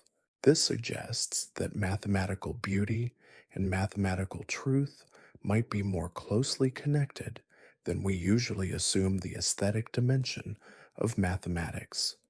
The sense of elegance and harmony that mathematicians use to guide their investigations might reflect deep structural relationships between consciousness and cosmos. The patterns that we find beautiful might be the ones that correspond most closely to the organizational principles of reality. The mathematics of symmetry provides a perfect example. Mathematical symmetries aren't just aesthetically pleasing, they correspond to fundamental conservation laws in physics. The beauty of symmetrical mathematical structures reflects their role in describing the deepest regularities of natural processes. When we appreciate mathematical beauty, we're responding to the same patterns that govern the evolution of galaxies, the structure of crystals, and the organization of living systems. This connection between beauty and truth in mathematics suggests that aesthetic experience might be a form of knowledge, a way of recognizing structural relationships that can't be fully captured in purely logical or empirical terms. The mathematician's sense of elegance becomes a cognitive tool for navigating abstract spaces, guided by intuitions that have been shaped by exposure to mathematical relationships embedded in nature. The same aesthetic sensibility appears in theoretical physics, where the most successful theories are often the most mathematically beautiful. Einstein famously trusted mathematical elegance over experimental data when developing general relativity, and his aesthetic judgment proved correct. The mathematics that seemed most beautiful also turned out to describe natural phenomena.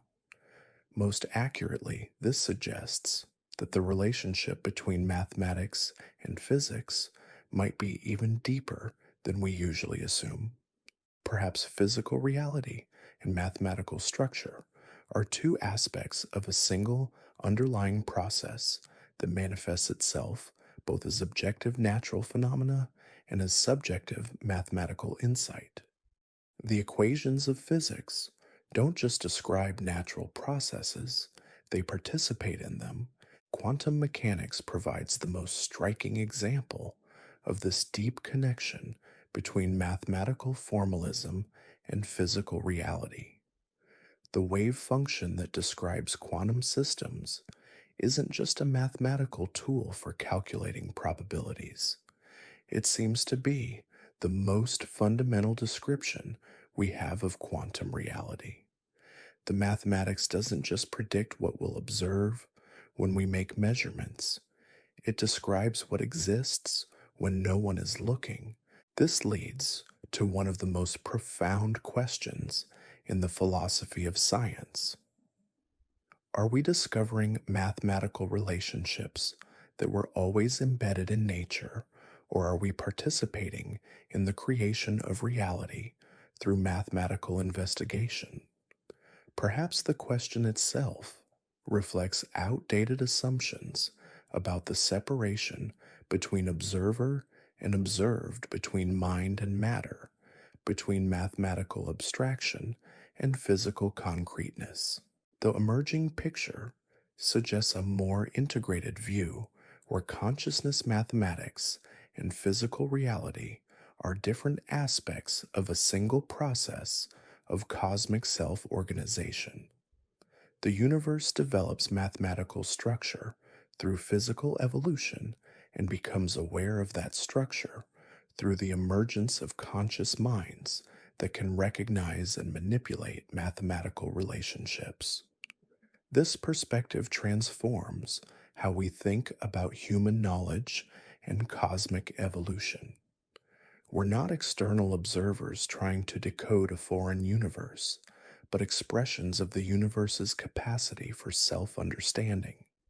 Our mathematical insights are episodes in the cosmos coming to know itself. The equations we write are the universe writing its autobiography. The recursive nature of this process creates endless depths of meaning as we understand more about the mathematical structure of reality. We become more capable of conscious participation in that structure, which allows us to understand even more. This creates an ongoing spiral of mathematical discovery and cosmic self awareness that seems to have no natural limit. Perhaps this is the deepest secret whispered by the mathematics of the universe, that consciousness and cosmos are not separate, but are different expressions of the same underlying mathematical creativity.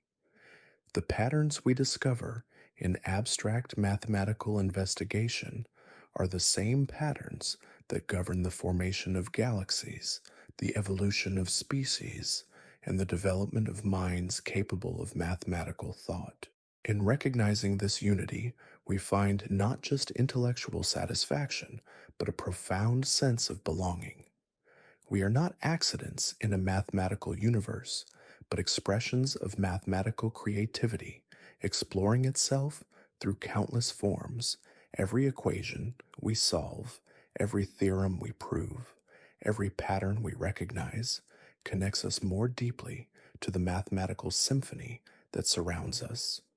The mathematics of the universe whispers to us that we are both audience and performer in this cosmic composition, participants in an ongoing exploration of mathematical possibility that extends from the quantum foam to the large scale structure of space time, from the first moments after the Big Bang to the far future evolution of consciousness itself. And as we settle into this recognition, we find ourselves approaching territories where mathematics touches the infinite, where the finite patterns we can grasp point toward unlimited possibilities that extend far beyond what any individual mind can fully comprehend.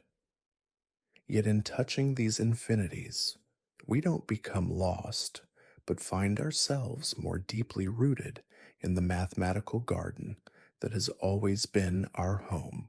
The infinite has always been mathematics' most beautiful and terrifying frontier, a concept that stretches the mind beyond familiar territories into realms where intuition fails and logic must be our only guide. When we first encounter infinity as children, we might imagine it as simply a very large number, the biggest number possible. But infinity is far stranger and more wonderful than that. It's not a number at all, but a doorway into mathematical landscapes that challenge everything we think we know about quantity, size, and possibility. Imagine trying to count all the whole numbers 1, 2, 3, 4, and so on. You could spend your entire lifetime counting and never reach an end. There would always be another number waiting just beyond the last one. You spoke, this endless progression gives us our first glimpse of infinity, but it's just the beginning of a story that becomes increasingly mysterious the more deeply we explore it. The ancient Greeks were deeply uncomfortable with infinity. They preferred their mathematics neat, finite, and comprehensible. The discovery that the diagonal of a square couldn't be expressed as a simple fraction, that its decimal expansion went on forever without pattern so disturbed the Pythagoreans that legend says they tried to keep it secret, as if infinity were a dangerous truth that might corrupt the orderly world of rational numbers. But infinity refused to stay hidden. It kept appearing in mathematical investigations, like an uninvited guest who transforms every gathering simply by being present. The area of a circle required confronting the infinite decimal expansion of pi, the sum of certain infinite series, like 1 plus 1 half plus 1 fourth plus 1 eighth, surprisingly added up to finite values. The mathematics of motion and change that would eventually become calculus depended fundamentally on infinite processes. When mathematicians finally learned to embrace infinity, they discovered something remarkable. Not only could infinite processes yield finite results, but there were different kinds of infinity, some larger than others. This revelation came from the brilliant and troubled mind of Georg Cantor, a 19th century mathematician whose work on infinite sets opened up entirely new mathematical universes. Cantor showed that the infinity of counting numbers, the natural numbers, 1, 2, 3, 4, and so on, was actually the smallest kind of infinity. He called this countable infinity and gave it the symbol aleph null, but then he proved something that seemed impossible. At first, there were uncountably infinite sets collections so vast that even infinity couldn't count them all. The set of all real numbers, all the points on a line turned out to be uncountably infinite, larger than the infinity of counting numbers. This meant that between any two counting numbers, no matter how close together, there were not just a few real numbers, but uncountably many, an infinity of infinities nested within the space between consecutive integers.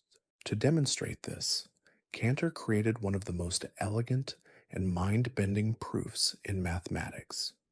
Suppose you could somehow list all the real numbers between 0 and 1 in a giant table, each number written out in its complete decimal expansion. Then you could construct a new number by looking at the first digit of the first number, the second digit of the second number, the third digit of the third number, and so on, creating a diagonal path through your table. Now create a new number by changing each digit in this diagonal sequence. If the digit is 5, make it 6. If it's anything else, make it 5. This new number differs from every number in your supposedly complete list because it differs from the first number in the first digit, from the second number in the second digit, and so on. Therefore, your list couldn't have been complete after all. There are more real numbers than can possibly be counted even by an infinite counting process. This diagonal argument, as it came to be known, revealed that infinity has structure hierarchy levels of magnitude that stretch beyond imagination.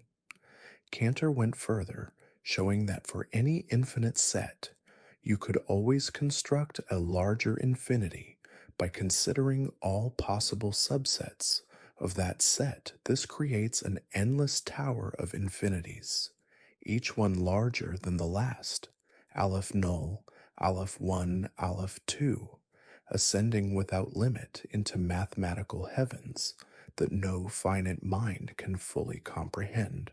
The implications were staggering. Mathematics had always dealt with the finite and bounded. Suddenly it was confronted with an infinite hierarchy of infinities, each one real and precisely defined, yet incomprehensibly vast. Some of Cantor's contemporaries rejected his work, calling it a disease from which mathematics would eventually recover. But Cantor's infinities have become fundamental to modern mathematics, providing the foundation for much of 20th century mathematical thought. Working with infinite sets revealed paradoxes that challenged the foundations of mathematical reasoning. Cantor himself discovered that the set of all sets leads to logical contradictions. If such a set existed, it would have to contain itself as a member. But then considering all its subsets would create an even larger set, contradicting the assumption that we started with the largest possible set.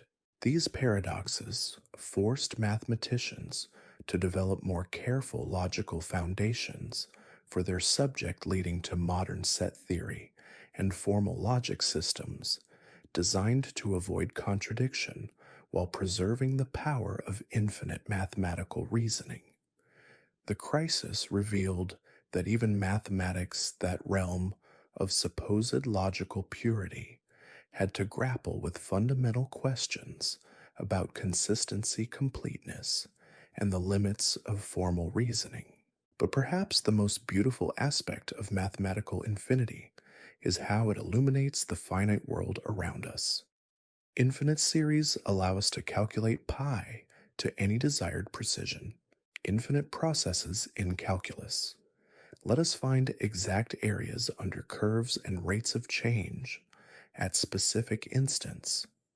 Infinite dimensional spaces provide frameworks for understanding quantum mechanics and signal processing. The infinite becomes a tool for understanding the finite with unprecedented precision. Consider the simple fraction 1 divided by 3, which equals 0.333, with the 3's repeating forever. This infinite decimal expansion represents exactly 1/3. No approximation, no rounding, just perfect mathematical equality, achieved through an infinite process. The infinite repetition doesn't make the result uncertain or vague, it makes it precise. The same principle appears throughout mathematics. Wherever we find exact solutions to problems involving curves, change, or optimization, we typically encounter infinite processes working behind the scenes. The exponential function, sine and cosine, the logarithm, all defined through infinite series that converge to precise finite values. The infinite becomes the foundation for mathematical exactness rather than its enemy. This relationship between infinite processes and finite results reflects something profound about the nature of mathematical truth. Infinity isn't chaos or randomness, but a highly structured realm governed by precise logical relationships. Infinite sets have cardinalities that can be compared and manipulated. Infinite series have definite sums or clear patterns of divergence. Infinite geometric objects have well defined properties that can be studied and understood. The fractal geometry we explored earlier provides perfect examples of how infinity creates finite structure. The Mandelbrot set, defined by a simple, infinite iterative process, generates patterns of unlimited complexity, yet the set itself occupies a finite area of the complex plane. Infinite detail emerges from finite space through the magic of recursive mathematical processes.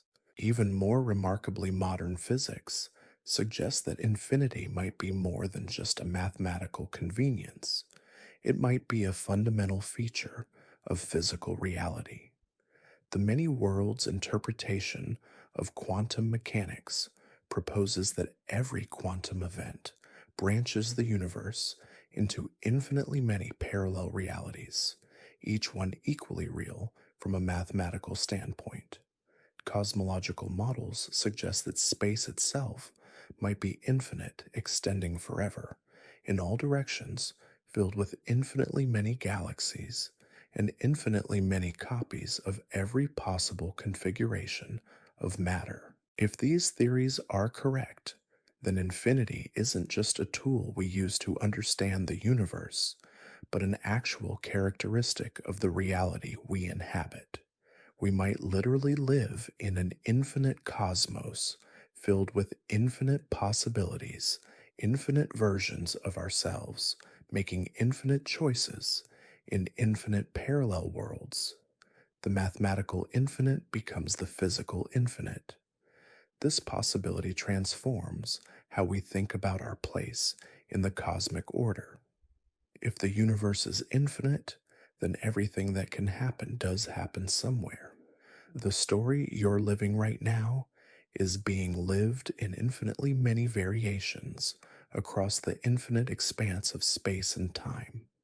Every choice you didn't make is being made by another version of you in another part of the infinite cosmos. Yet, even in an infinite universe, each moment remains precious and unique. Your particular configuration of consciousness, your specific perspective on infinite reality, your individual journey through the landscape of possibility. These remain irreplaceable aspects of the infinite story, even if they're repeated elsewhere. In infinite variations, they're still uniquely yours.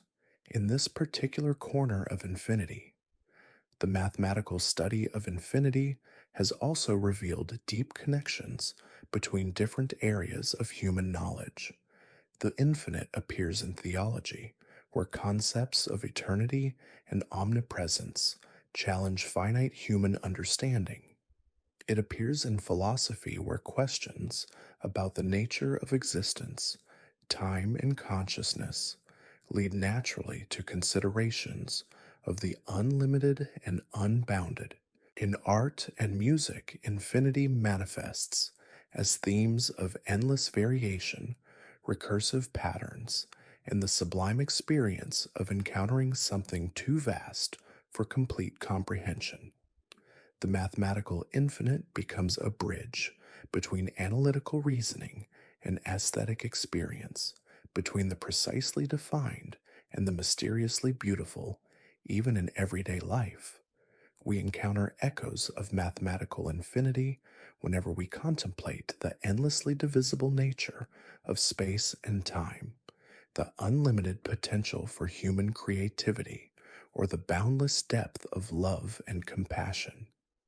These aren't just poetic metaphors, but reflections of the infinite mathematical structures that underlie all experience. As we contemplate these infinite mathematical landscapes, we find ourselves approaching questions that touch the very heart of existence. What does it mean for something to be unlimited? What is the relationship between the finite perspectives of conscious minds and the infinite context within which they arise? How do we find meaning and purpose in a potentially infinite cosmos? Perhaps the answer lies in recognizing that infinity and finitude aren't opposites, but complementary aspects of a deeper unity. Every finite thing gains its meaning from its place within infinite possibility, while every infinite structure manifests itself through finite expressions. We are finite beings capable of contemplating infinity, infinite cosmos, expressing itself through finite consciousness. This perspective transforms mathematical infinity from an abstract concept into a lived reality. We don't just think about infinite numbers or infinite sets. We participate in infinite processes.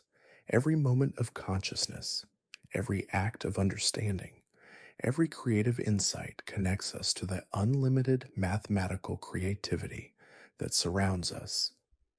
The infinite mathematical patterns we discover aren't separate from us, but are the very structures that make our existence possible. The infinite complexity of the brain, the infinite depth of a single moment of awareness, the infinite potential for growth and understanding all reflect the same mathematical infinities that appear in our most abstract theoretical investigations. When we study infinite series or infinite dimensional spaces, we're not escaping from finite reality, but exploring the infinite foundations that make finite reality possible. When we contemplate the hierarchy of infinities discovered by Cantor, we're not pursuing idle speculation, but investigating the mathematical structures that govern everything from quantum mechanics to cosmology.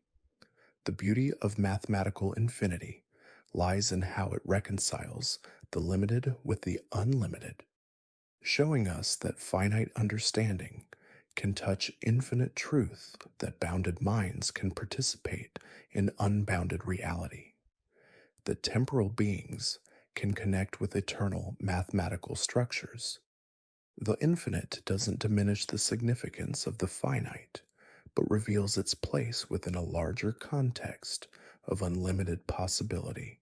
As we continue our gentle journey through these infinite mathematical territories, we find that the boundaries between different kinds of infinity become less important than the unity they all share.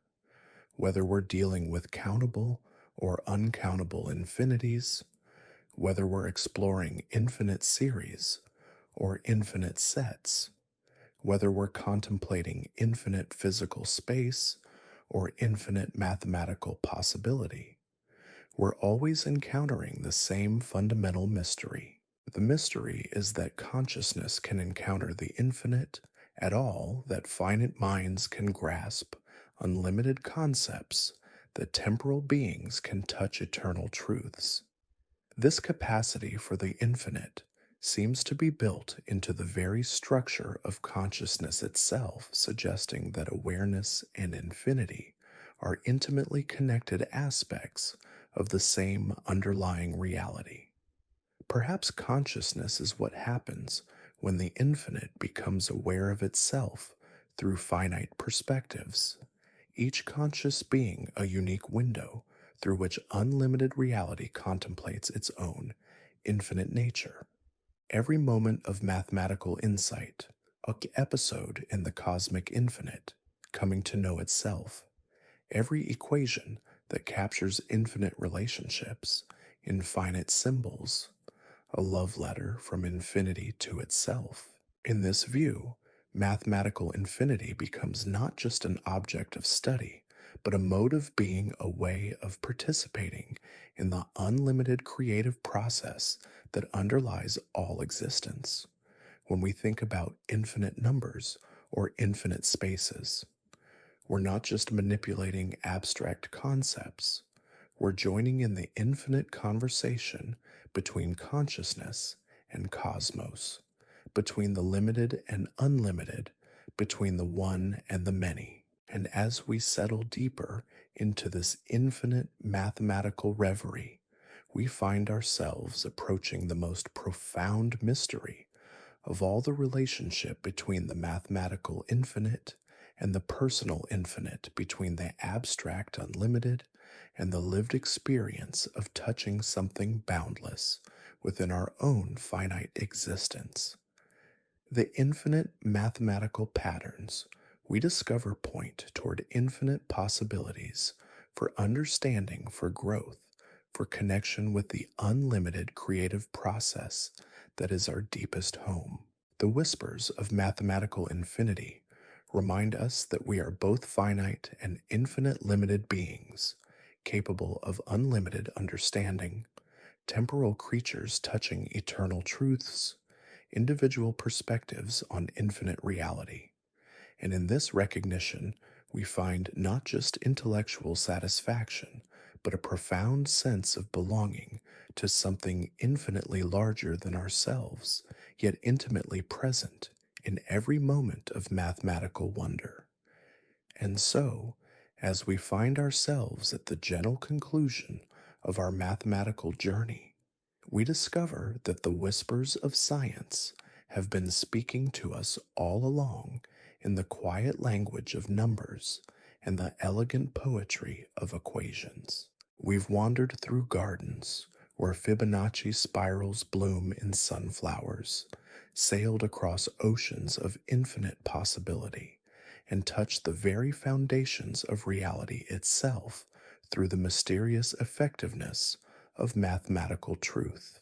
Tonight, we've seen how mathematics isn't merely a collection of abstract symbols, but the underlying music that orchestrates everything from the smallest quantum dance to the grandest cosmic symphony.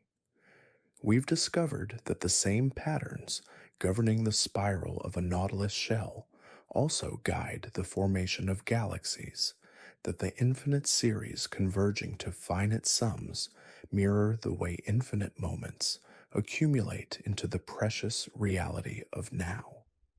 Perhaps most remarkably, we've glimpsed how consciousness itself might be understood as mathematics, becoming aware of its own elegant structure.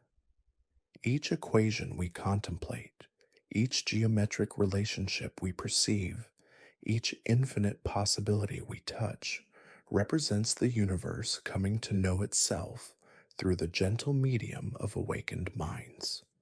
We are not separate observers peering at mathematical truths from the outside, but participants in the cosmos, exploring its own mathematical nature. The profound mystery we've encountered is that mathematics works at all, that abstract human reasoning aligns so perfectly with the deep structures of physical reality. Whether we're calculating the orbit of distant planets or understanding the branching patterns in our own neural networks, we find ourselves speaking the same mathematical language that reality itself seems to employ in its endless creative expressions. From the ancient Greeks wrestling with the paradoxes of infinity to modern physicists discovering that space time itself might be geometric poetry written in equations, we've traced humanity's ongoing conversation with mathematical truth. Each generation discovers new mathematical territories, yet the deeper we explore, the more we realize that mathematics isn't something we impose upon nature, but something we recognize within it, like finding familiar melodies in the wind. The fractals that spiral through dimensions beyond our everyday experience, the differential equations that capture the essence of change itself, the infinite hierarchies that stretch beyond the reach of finite comprehension, all of these point toward a reality far more elegant and interconnected than our ordinary senses reveal. Mathematics becomes not just a tool for prediction and control, but a pathway to wonder, a gentle invitation to participate more fully in the creative processes that surround us. As we've seen, even the concept of infinity, the most abstract of mathematical ideas, touches something profound about our lived experience. The infinite mathematical patterns we discover in our calculations mirror the unlimited depth we encounter in a single moment of conscious awareness, the boundless potential for understanding that seems to expand the more we explore it. The strange loops and recursive relationships we find throughout mathematics reflect back to us the recursive nature of consciousness itself, minds contemplating the mathematical structures that created minds, awareness becoming aware of the patterns that enable awareness. We are mathematics dreaming of itself, equations writing their own poetry, numbers learning to wonder at their own mysterious effectiveness. Tonight, as you drift towards sleep, you might find comfort in knowing that you're surrounded by mathematical beauty at every scale. The rhythmic beating of your heart follows mathematical patterns. The gentle rise and fall of your breathing traces sinusoidal curves through time, and the neural networks of your dreaming brain will soon begin their own mathematical explorations of possibility and memory.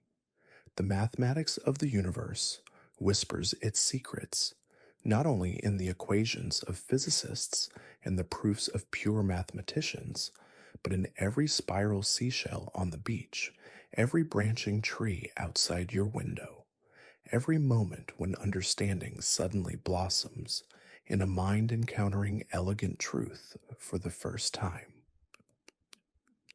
You are both student and expression of this mathematical cosmos, both audience and performer in its infinite symphony. So, as we reach the gentle conclusion of our journey together, remember that mathematics isn't something foreign to your experience, but the very language in which your existence is written. Every breath you take, every thought you think, every moment of wonder you experience participates in the same mathematical creativity that governs the dance of atoms and the expansion of space itself. If you've found peace in this quiet exploration of mathematical wonder, if these gentle connections between numbers and cosmos have brought you comfort or curiosity, I'd be ever so grateful if you shared this moment of mathematical meditation with others who might need a reminder of the elegant order that underlies apparent chaos. Sleep well, dear traveler, knowing that you carry within yourself the same mathematical elegance that shapes galaxies and guides the growth of flowers. The universe has spent billions of years evolving the capacity to understand itself through minds like yours, and in your gentle contemplation of these mathematical mysteries, you become part of that grand awakening. Tomorrow, when you notice the hexagonal tiles in your kitchen or the way shadows fall at precise angles across your morning coffee, you'll be witnessing mathematics in its most intimate and accessible form. The patterns aren't hidden in abstract textbooks, but woven into the fabric of every ordinary moment, waiting patiently for recognition like old friends who've been there all along. The recursive beauty we've explored tonight extends beyond equations into the very structure of learning itself. Each mathematical insight builds upon previous understanding, creating spirals of knowledge that mirror the logarithmic spirals we find in ram's horns and hurricane formations. Your growing appreciation for mathematical beauty follows the same organic patterns that govern the unfurling of fern fronds and the arrangement of seeds in a sunflower's face. Perhaps the most gentle revelation is that mathematical truth doesn't diminish wonder, but deepens it infinitely. Knowing that rainbows emerge from the precise mathematics of light refraction doesn't make them less magical. It reveals that magic itself might be another word for the elegant laws that govern how possibility becomes reality. The equations that describe crystalline structures don't explain away the breathtaking beauty of a snowflake, but illuminate why beauty and truth so often converge in nature's designs. Consider how the mathematical concept of emergence appears not only in complex systems theory, but in your own daily experience of consciousness arising from neural activity, of meaning crystallizing from the interplay of words and ideas, of communities forming from individual choices that somehow create collective wisdom. Mathematics provides the vocabulary for understanding how simple components can give rise to phenomena far more complex and beautiful than their constituent parts. The golden ratio we encounter in architectural masterpieces and the proportions of the human body suggest that aesthetic beauty might not be subjective preference, but recognition of mathematical relationships that resonate with the deepest structures of our perceptual systems. When something strikes us as beautiful, we might be recognizing the same mathematical harmonies that our brains use to process information and our hearts use to maintain their steady rhythms. And in this recognition lies perhaps the most comforting truth of all, that you are not an accident in a chaotic universe, but a flowering of mathematical possibility, a conscious expression of the same creative principles that build atoms into molecules, molecules into cells, cells into the remarkable thinking being who can contemplate infinity while lying peacefully in bed on a quiet evening. Sweet dreams, fellow explorer of the mathematical cosmos. May your rest be filled with the gentle rhythms of universal harmony, and may you wake tomorrow with eyes newly attuned to the quiet mathematics that surrounds us all. Until we meet again in this peaceful corner of wonder, where science whispers its most beautiful secrets to those patient enough to listen, the equations will still be there in the morning, patient as ancient stones, waiting to reveal new connections between the vast and the intimate, the abstract and the achingly real. And you, dear dreamer, will be there too, both student and teacher in the universe's endless seminar on the mathematics of existence itself. Thank you for joining me on this gentle voyage through the landscapes where numbers meet infinity. If this quiet exploration has brought you even a moment of peace or wonder, then the mathematics has done what it does best, creating bridges between minds, connections across the vastness, and reminders that we are all participants in something far more elegant and meaningful than we might have imagined when we first began counting on our fingers as children. Sleep well, and remember, you are both finite and infinite, temporary and eternal, a single note in an endless symphony of mathematical becoming. The universe is dreaming through you, and in your dreams tonight, you might just catch a glimpse of the infinite creativity that calls both you and the cosmos home.